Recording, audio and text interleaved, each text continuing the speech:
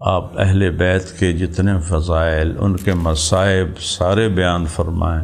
ایسی کوئی گفتگو نہ کریں جس سے اہل سنت کو تکلیف ہو۔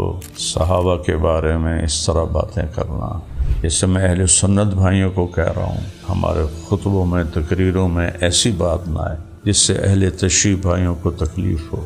ہم ایک جگہ رہ رہے ہیں اور ایک دوسرے کی نفرت اور لڑائی جھگڑے سے نہ کبھی شیعہ ختم ہوں گے نہ کبھی سنی ختم ہوں گے۔ 352 ہجری میں انہوں نے ماتم کا اور جلوس کا حکم دیا، بازار بند کروائے۔ ان کا عنوان تھا خالد بن ولید کی حقیقت۔ دنیا میں ایک انسان ہے جسے میرے نبی نے سیف اللہ کا لقب دیا، اور آدم کی نسل میں ایک انسان ہے جسے سیف اللہ کا لقب ملا۔ ان کی برائی کرنے کی بجائے میں بڑے درد سے یہ بات کر رہا ہوں۔ مولا علی کے فضائل بیان کر رہے ہیں، اہل بیت کا پورا خانوادہ ہی وہ سونے کے پانی سے لکھا جائے اور ہیروں کی زبان سے بولا جائے تو ان کا حق ادا نہیں ہو سکتا۔ کون جنتی کون جہنمی، یہ تو آخرت میں فیصلہ ہوگا۔ اللہ کے واسطے کسی کی جنت اور دوزخ کے فتوے نہ لگائیں۔ کس شہر منافق میں آ گئے ہو ساغر، ایک دوسرے کے ہر کوئی عیب ڈھونڈ رہا۔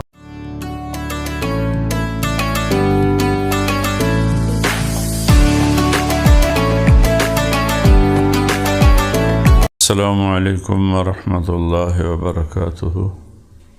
بسم اللہ الرحمن الرحیم، والصلاة والسلام علی سیدنا و مولانا محمد وعلی آلہ وعلی اصحابہ اجمعین، اما بعد۔ معزز سامعین، میرے بھائیو دوستو، میرے بیٹوں بیٹیوں، بھائی بہنوں، میں آج سال نو، ہمارا اسلامی سال محرم سے شروع ہوتا ہے، اور میں معذرت چاہتا ہوں، میں نے چشمہ لگایا ہوا ہے چونکہ پچھلے اتوار میرا جو میری بائیں آنکھ ہے اس کا آپریشن ہوا تھا موتیا کا، تو اس میں ایک ہفتہ یہ اینک پہن کے رکھنی ہے۔ خاص طور پر یہ جو لائٹیں ہیں یہ نہیں پڑنی چاہیے، اور یہ ہر وقت لگا کے رکھنی ہوتی ہے۔ تو آج 3 بجے میں نے ڈاکٹر کو دکھانا ہے، اگر انہوں نے اوکے کر دیا تو پھر یہ اینک اتر جائے گی۔ اس لیے وضاحت کیا کہ کوئی، چونکہ پاکستان میں نہ زبان پہ پابندی ہے نہ لکھنے پہ پابندی ہے، جو جس کے جی میں آتا ہے وہ کہہ دیتا ہے، اس سے خیال بھی نہیں ہوتا کہ اس بول تحریر کا اللہ کو جواب دینا ہے تو کتنے اعتراضات کر سکتے ہیں۔ تو میں نے اس لیے وضاحت کی کہ تکلیف کی وجہ سے پہنی ہوئی ہے۔ اس کے بعد میں نے عرض کرنا ہے، سال نو ہے، اور اس میں ایک تو بہت بڑا واقعہ، حضرت عمر کی شہادت تو ہوئی تھی غالباً 27-28 ذوالحج کو، اور انتقال ہوا تھا 1 محرم کو، اور اسی دن آپ کو دفن کیا گیا تھا۔ تو دوسرا واقعہ شہادت اہل بیت ہے۔ امام حسین علیہ السلام کے ساتھ 72 ساتھیوں کا قافلہ تھا، تو جس میں 17 اہل بیت تھے، اور قربان جاؤں، اتنا بڑا اہل بیت کا کنبہ کبھی بھی شہید نہیں ہوا، کسی نبی کی اولاد اتنی شہید نہیں ہوئی۔ تو یہ ایک بہت بڑا سانحہ ہے۔ عمر رضی اللہ تعالیٰ عنہ حج سے واپس تشریف لا رہے تھے، ایک جگہ ٹیلے پر اپنی چادر بچھائی اور فرمایا کہ اللہم کبر سنی ورق عظمی وانتشرت رعیتی فاقبضنی الیک، یا اللہ میری عمر زیادہ ہو گئی ہے، میری ہڈیاں کمزور ہو گئی ہیں، میری رعایا بہت پھیل گئی ہے، اب مجھے اپنے پاس بلا لے۔ اور مشہور روایت ہے کہ آپ کہتے تھے اللہم ارزقنی شہادتا فی بلد حبیبک، یا اللہ مجھے شہادت دے اور اپنے محبوب کے شہر میں دے۔ تو ساتھی پوچھتے یہ کیسے ممکن ہے؟ کہا ان الذی اخرجنی من مکہ مہاجرا الی المدینہ لقادر علی ان یسوق الی الشہادۃ فی المدینہ۔ تو ساتھی پوچھتے تھے کہ یہ ہوگا کیسے، مدینہ میں آپ کیسے شہادت مانگتے ہیں؟ کہ جس رب نے مجھے مکہ سے نکالا، ہجرت کروائی اور مدینہ پہنچایا، اسے قدرت ہے کہ وہ مجھے یہاں شہادت نصیب فرمائے۔ تو آپ کی جو شہادت تھی وہ تو طلب تھی اور بہت ہی عالی شان تھی، مظلومانہ نہیں تھی، بلکہ جب وہ ابو لولو نے آ کر شکایت کی کہ میرا مالک مجھ سے زیادہ پیسے لیتا ہے، تو آپ نے پوچھا کیا کام کرتے ہو؟ کہا چکی بناتا ہوں۔ کہا ایک چکی میرے لیے بنا دو۔ تو ابو لولو نے کہا ایسی بناؤں گا کہ دنیا یاد رکھے گی۔ وہ چلا گیا تو فرمایا یہ مجھے قتل کی دھمکی دے کر گیا ہے۔ تو ساتھیوں نے کہا اس کو پکڑ لیں۔ فرمایا پھر مجھے شہادت کیسے ملے گی؟ اس کو پکڑنا تو میرے مقصد میں حائل ہو جائے گا۔ تو اگلے دن ہی اس نے نماز کی حالت میں آپ پر 6-7 وار کیے پیٹ میں، آپ گر گئے۔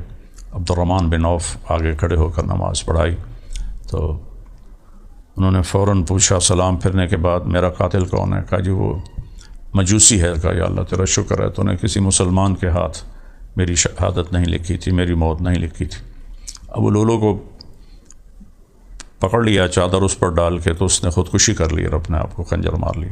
اس میں اجمالاً بتا رہا ہوں تھوڑا آپ کو۔ اور درد اور دکھ والا واقعہ ہے وہ ہے شہادت اہل بیت، صرف حسین نہیں، شہادت اہل بیت۔ کسی نبی کی اولاد اس طرح ذبح نہیں ہوئی جیسے میرے نبی کی اولاد ذبح ہوئی۔ اور حضرت علی رضی اللہ تعالیٰ عنہ کے علیہ الصلاۃ والسلام کے 5 بیٹے شہید ہوئے۔ حسین بن علی تو حضرت فاطمہ سے تھے، حضرت عباس، حضرت عبداللہ، حضرت عثمان، حضرت جعفر، یہ 5 بیٹے حضرت علی کے شہید ہوئے۔ اور پھر آگے حضرت حسین کے علی الاکبر، علی الاصغر، پھر حضرت امام حسن علیہ السلام کے سب سے بڑے بیٹے قاسم، پھر عبداللہ، پھر ابو بکر، پھر حضرت عبداللہ بن جعفر کے، حضرت جعفر کی اولاد سے اون اور عبداللہ اور محمد شہید ہوئے۔ حضرت عقیل کی اولاد سے عبد الرحمن اور عبداللہ اور ایک اور نام میرے ذہن سے نکل رہا ہے وہ شہید ہوئے۔ تو اس طرح یہ ایک بہت ہی یہ وہ واقعہ ہے شہادت حسین کے، اس پر شہید ہونے سے پہلے ہی میرے نبی کے آنسو بہنے لگ گئے تھے۔ تو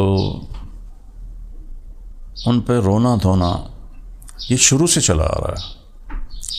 حضرت ام سلمہ سے آپ نے فرمایا کہ میرے پاس ایک فرشتہ آ رہا ہے، تو اندر میں کوئی نہ آئے، وہ فرشتہ آسمان سے پہلی دفعہ اترا ہے۔ تو حضرت ام سلمہ پہرے پہ کھڑی ہو گئیں۔ اتنے میں امام حسین علیہ السلام کھیلتے ہوئے آئے، اندر جانے لگے، انہوں نے بازو پکڑ لیا، اس پر وہ رونے لگے، وہ روئے تو انہوں نے چھوڑ دیا۔ تو تھوڑی دیر کے بعد اندر سے رونے کی آواز آئی، حضرت ام سلمہ بھاگ کے اندر گئیں تو کیا دیکھا اپنے امام حسین علیہ السلام کو ایسے سینے سے چمٹایا ہوا تھا اور ایسے بلک بلک کے رو رہے تھے۔ اتنی آواز تھی کہ ام سلمہ کو باہر سنائی دی، اور ایسے ہل رہے تھے، پورا جسم مبارک آپ کا ہل رہا تھا۔ تو حضرت ام سلمہ نے پوچھا یا رسول اللہ میرے ماں باپ قربان کیا ہوا؟ فرمایا کہ یہ فرشتہ جو مجھے ملنے آیا ہے، حسین کو دیکھ کر کہا اس نے کہ یا رسول اللہ آپ کے اس بیٹے کو آپ کی امت قتل کر دے گی، اور اس نے مجھے وہاں کی مٹی لا کے دکھائی ہے۔ وہ مٹی حضرت ام سلمہ نے اللہ کے نبی سے لے لی کربلا کی۔ جس دن آپ شہید ہوئے تو حضرت ام سلمہ اکیلی بیگمات میں زندہ تھیں۔ انہوں نے خواب میں اللہ کے نبی کو عصر کے قریب دیکھا، سر میں مٹی پڑی ہوئی اور بال بکھرے ہوئے۔ فرمایا عرض کی یا رسول اللہ خیریت ہے؟ کیا ہوا؟ آپ کی یہ حالت کیا ہے؟ کہا حضرت مقتل حسین۔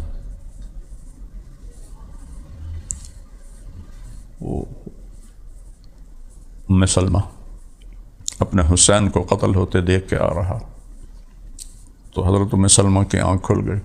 انہوں نے جلدی سے وہ پوٹلی اٹھائی جس میں مٹی تھی جو اللہ کے نبی نے دی تھی، اور یہ 61 ہجری کا واقعہ ہے، تو وہ ساری خون میں تبدیل ہو چکی تھی. تو اس کے بعد ہر سال ساری امت سوگ مناتے تھے، لیکن ایسے جلسے جلوس ماتم یہ نہیں ہوتے تھے. لیکن آپ پہ ذمہ داری سے کہہ رہا ہوں، آپ کے اس عظیم سانحہ اور حادثہ پر اہل سنت، اہل تشیع سب اپنے گھروں میں بیٹھتے تھے، محفلیں ہوتی تھیں، روتے تھے، آنسو بہاتے تھے، اور حضرت امام حسین کے مناقب یاد کرتے تھے. میں بہت چھوٹا تھا، 10 محرم کو میرے والد ہم چھوٹے تھے تو ان کے ساتھ ہی ہوتے تھے، تو وہ بہت روتے تھے. تو مجھے سمجھ میں نہیں آتی تھی کہ نہ تو کوئی ساڈا مریا ہے، نہ کوئی لڑائی جھگڑا ہوا ہے، نہ کوئی کسی نے تکلیف ہوئی ہے، تو یہ میرا ابا روندا کیوں ہے؟ میں اتنا چھوٹا تھا، مجھے ان کے رونے کی وجہ سمجھ میں نہیں آتی تھی، اور بہت روتے تھے. اللہ ان کے درجے بلند فرمائے. تو بعد میں جب میں تھوڑا سا بڑا ہوا تو پھر مجھے پتہ چلا کہ وہ شہادت اہل بیت پہ روتے تھے اور بہت گریا کرتے تھے اور یزید کو برا بھلا کہتے تھے. تو یہ تو سلسلہ مسلسل چلا ہے، کبھی نہیں ختم ہوا ہے. ہاں، 334 ہجری میں ایران کے ایک غریب مچھیر ابو شجاع کے 3 بیٹے اللہ نے ان کو حکمران بنا دیا. سب سے بڑا جو تھا عماد الدولہ، اس کا نام تھا علی بن ابو شجاع. درمیانہ جو تھا رکن الدولہ، اس کا نام تھا حسن بن ابو شجاع. اور اس سے جو چھوٹا تھا معز الدولہ، اس کا نام تھا احمد بن ابو شجاع. تو عماد الدولہ نے ایران کا جو افغانستان سے علاقہ لگتا ہے وہ اور افغانستان پہ حکومت کی.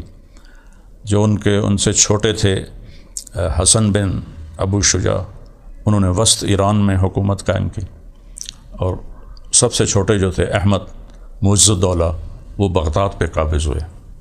اور یہ اثنا عشری شیعہ تھے. اور اللہ کی شان ہے، ویسے ہی خیال آتا ہے کہ وہ شیعہ تھے اور وہ تو خلافت کا حق اہل بیت کو سمجھتے تھے، لیکن انہوں نے اہل بیت کو خلافت نہیں دی. یہ حکومت ایسی چیز ہوتی، انہوں نے سارا اقتدار اپنے ہاتھ میں رکھا. تو 352 ہجری میں انہوں نے ماتم کا اور جلوس کا حکم دیا، بازار بند کروائے.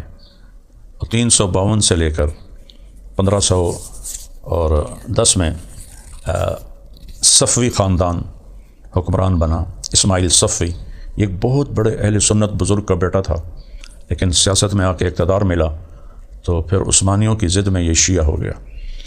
تو انہوں نے پھر کوئی 220 سال حکومت کی. تو 31 سال اس نے حکومت کی. اس کے بعد اس کا غالباً پوتا یا پڑپوتا تھا عباس صفی، اس نے 41 سال حکومت کی، اور جبراً چونکہ ایران تو سنی ملک تھا، سب کو شیعہ بنایا. پھر صفیوں نے گھوڑا نکالنا، ماتم کرنا، یہ صفیوں نے شروع کروایا ایران میں. پھر اس سے آگے سارا پھیل گیا. لیکن جو تھے ابو شجاع کی اولاد، بنی بوئے انہیں کہتے ہیں، وہ صرف جلوس اور رونا دھونا اور واض و نصیحت، لیکن اس طرح جو ماتم اور چھریاں چلانا اور گھوڑا نکالنا یہ صفی خاندان نے شروع کیا. تو بہرحال شیعہ اس کو کرتے ہیں. ہمیں ایک دوسرے کی روایات کا احترام کرنا ہے. میں آج صرف یہ بات کرنا چاہتا تھا کہ اللہ کے واسطے آپ شہادت عمر مناؤ. تو گزر گیا دن، منائی ہے ہمارے اہل سنت نے اللہ کے فضل سے. اب امام حسین علیہ السلام کی بات آنے والی ہے 10 محرم کو، تو اس کو سکون سے اور امن سے منایا جائے، ایک دوسرے کے لیے گالم گلوچ نہ ہو. میں چونکہ شیعہ میں اکثر ذاکر ہوتے ہیں جو عالم نہیں ہوتے ہیں، اور انہیں کچھ پتہ بھی نہیں ہوتا ہے، تو وہ پھر بہت زیادہ ایسی باتیں کرتے ہیں جس سے اہل سنت کو تکلیف ہوتی ہے. آپ کے پاس اہل بیت کے مناقب اور فضائل بیان کرنے کے لیے پوری کتابیں بھری پڑی ہیں. آپ ان کے فضائل بیان کریں، ان کی عظمت کو بیان کریں، ان کی محبت کو بیان کریں. مجھے اب ایک حدیث یاد آ گئی، آپ نے حضرت علی، حسن، حسین، فاطمہ سے فرمایا انا سلم لمن سالمتم وحرب لمن حاربتم، جس سے تمہاری صلح ہے میری اس سے صلح ہے، جس سے تمہاری لڑائی ہے میری بھی اس سے لڑائی ہے۔ ترمذی شریف کی روایت ہے یہ۔ تو میری گزارش ہے اپنے اہل سنت بھائیوں سے بھی اور شیعہ بھائیوں سے بھی کہ ایک دوسرے کا احترام سے اس 10 دنوں کو گزارا جائے۔ آپ اہل بیت کے جتنے فضائل، ان کے مصائب سارے بیان فرمائیں، اور ایسی کوئی گفتگو نہ کریں جس سے اہل سنت کو تکلیف ہو، صحابہ کے بارے میں اس طرح باتیں کرنا۔ تو میں ابھی تھوڑی دیر پہلے ہی میں سے موبائل گھما رہا تھا، تو ایک شیعہ، وہ عالم تو نہیں ہے، وہ ان کا عنوان تھا خالد بن ولید کی حقیقت۔ دنیا میں ایک انسان ہے جسے میرے نبی نے سیف اللہ کا لقب دیا، اور آدم کی نسل میں ایک انسان ہے جسے سیف اللہ کا لقب ملا۔ تو ان کی برائی کرنے کی بجائے میں بڑے درد سے یہ بات کر رہا ہوں، آپ مولا علی کے فضائل بیان کر رہے ہیں، اہل بیت کا پورا خانوادہ ہی وہ سونے کے پانی سے لکھا جائے اور ہیروں کی زبان سے بولا جائے تو ان کا حق ادا نہیں ہو سکتا۔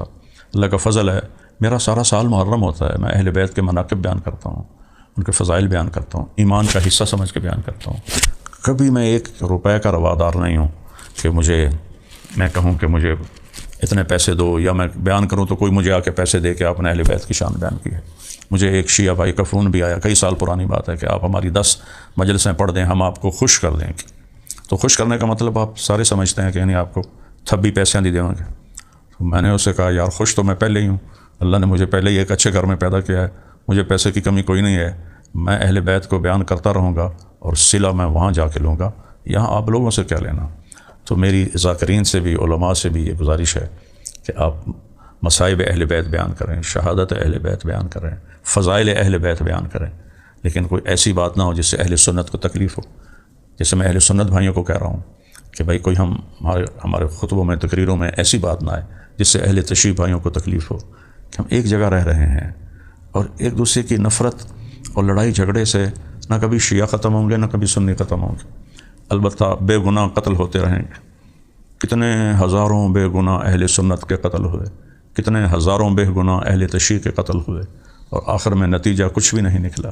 تو میری گزارش ہے، میری بات بری لگی ہو تو میں معافی چاہتا ہوں سب سے، اپنے سنی بھائیوں سے بھی، اہل تشیع سے بھی، لیکن اللہ کی قسم میں انی لکم ناصح امین، جو شعیب علیہ السلام نے کہا تھا نا کہ میں تمہارے لیے ہمدرد ہوں اور تمہارا خیر خواہ ہوں اور امانت دار ہوں۔ میں نے تاریخ پڑھی ہے، تاریخ پڑھے بغیر دین کے کئی پہلو وہ گمشدہ رہتے ہیں۔ تو جب بھی مسلمانوں میں آپس میں مذہب کی بنیاد پہ اختلاف ہوا، لڑائیاں ہوئیں، بغداد کی ہلاکوں نے جو تباہی مچائی، اس سے پہلے شیعہ سنی لڑائی ہوئی تھی، شیعوں نے سنیوں پہ حملہ کیا اور اس کے بدلے میں سنیوں نے شیعوں کے محلے پہ حملہ کیا، قتل و غارت کیا، مال لوٹا۔ تو ابن علقمی وہ وزیر تھا مستعصم باللہ خلیفہ کا، اس نے ہلاکو خان سے رابطہ کر کے اس کو دعوت دے دی حملے کی، تو 15 لاکھ مسلمان قتل ہو گئے۔ ابن علقمی کو اس نے پہلے قتل کیا کہ کمبخت تو اپنوں کا نہیں بنا، میرا کیسے بنے گا؟ اور 15 لاکھ 40 دن قتل عام ہوتا رہا، 40 دن۔ اب پڑھو تو رونگٹے کھڑے ہو جاتے ہیں۔ تو بس میں یہ گزارش کرنا چاہتا تھا کہ اللہ کے واسطے اس کو پرامن گزاریں، اور جتنے بھی علماء ہیں، خطیب ہیں، وہ ایسی بات نہ کہیں جس سے دوسرے فریق کو تکلیف ہو۔ ہر ایک کے پاس بے شمار چیزیں ہیں پازیٹیو بیان کرنے کی، منفی ضرور بیان کرنی ہے کہ جس سے کسی کا دل دکھے۔ تو میں سب کے سامنے ہاتھ جوڑتا ہوں کہ نہ کوئی شیعہ خطیب عالم ذاکر ایسی بات کرے جس سے اہل سنت کو تکلیف ہو، نہ کوئی اہل سنت ایسی بات کرے جیسے اہل تشیع کو تکلیف ہو۔ ہم سب نے ایک دن اللہ کے سامنے کھڑا ہونا ہے، ہم کسی کی جنت اور دوزخ کا فیصلہ کر ہی نہیں سکتے، ہم سب نے اللہ کے پاس جانا ہے۔ جو کام اللہ نے کرنا ہے ہم نے اپنے ذمہ لے لیا ہے، وہ یہ کرتے ہیں، وہ یہ کرتے ہیں، وہ جہنمی ہیں، وہ جہنمی ہیں، وہ گمراہ ہیں، وہ کافر ہیں، وہ ایسے ہیں، وہ ایسے ہیں، اس طرح کر کے جو کام اللہ نے کرنا ہے نا وہ لا کے حساب لینا ہے، وہ اللہ کے پاس رہنے دیں۔ یہاں مجھے تھوڑا شاعری سے دلچسپی رہی ہے، اب بھی ہے، تو ساغر صدیقی کا ایک شعر یاد آ گیا کہ شہر منافق میں ساغر آ گئے ہو تم، ایک دوسرے کے عیب ہر کوئی ڈھونڈ رہا ہے۔ اور بھائی عیب تو اپنے ڈھونڈنے، وفی انفسکم افلا تبصرون، ارے اپنے اندر تو دیکھا کرو۔ اور اقبال کا شعر سنا کے ختم کرتا ہوں، تجھے کیوں فکر ہے اے گل دلے صد چاک بلبل کی، تو اپنے پیرہن کے چاک تو پہلے رفو کر لے۔ کون جنتی کون جہنمی یہ تو آخرت میں فیصلہ ہوگا۔ اللہ کے واسطے کسی کی جنت اور دوزخ کے فتوے نہ لگائیں۔ اللہ مجھے آپ کو عمل کی توفیق بخشے۔ السلام علیکم۔